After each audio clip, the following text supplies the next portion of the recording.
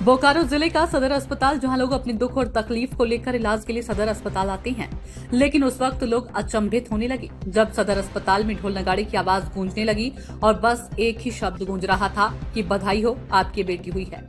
अभिभावकों को बधाई देते हुए मिठाई खिलाई गई और ये बधाई कोई और नहीं, बोकारो जिले के स्वयं उपायुक्त अजय नाथ झा और उनकी धर्मपत्नी डॉक्टर प्रतिमा दे रही थी और उनके साथ जिले के कई पदाधिकारी भी दे रहे थे। जो लोग बेटी होने पर खुद को मायूस समझने लगे थे, आज उनके भी चेहरे पर खुशी साफ झलक रही थी। उपायुक्त अजय नाथ झा के मार्गदर्शन में समाज कल्याण विभाग के द्वारा बधाई हो, बेटी हुई है कार्यक्रम की शुरुआत सदर अस्पताल स्थित मातृ शिशु वार्ड में भव्य समारोह के द्वारा की गई। सबसे पहले उपायुक्त अजय नाथ झा, उनकी धर्मपत्नी डॉक्टर प्रतिमा झा, उप विकास आयुक्त के द्वारा नवजात बेटियों के अभिभावकों को क्रमवार उनके घर बेटी होने की उन्हें बधाई दी।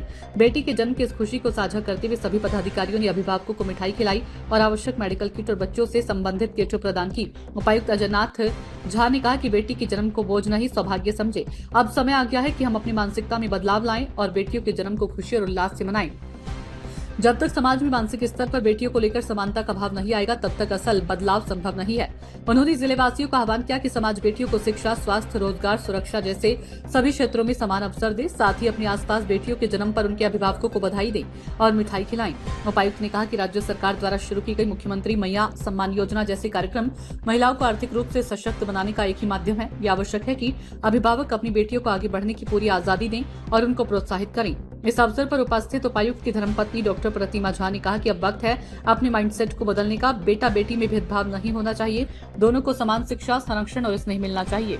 वही जो प्रोग्राम का नाम है बधाई हो बेटी हुई है, तो उनको हर माता पिता को जिनको बेटी होती है तो अपना माइंडसेट बदलने का जरूरत है।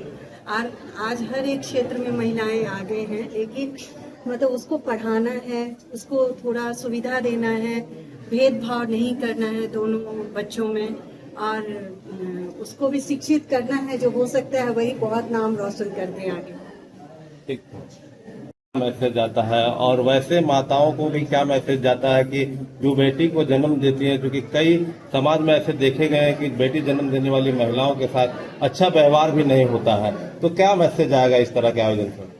आज हम लोग सदर हॉस्पिटल आए हुए हैं यही सेलिब्रेट करने के लिए, बधाई हो बेटी हुई है। इसको एक फेस्टिवल की तरह, इसको एक पर्व की तरह हम लोग सेलिब्रेट करने के लिए पूरा जिला प्रशासन यहाँ पर है। डीसी सर, डीसी मैम दोनों आए हुए हैं और डीएसडब्ल्यू मैडम आए हुए हैं। तो वही हम लोग को क्लियर मैसेज सोसाइटी में देना है कि इक्वल अपॉर्चुनिटीज खाली बातों में नहीं, खाली स्पीचेस में नहीं, एक्चुअल में भी हम इक्वल अपॉर्चुनिटीज दे हर एक महिला को।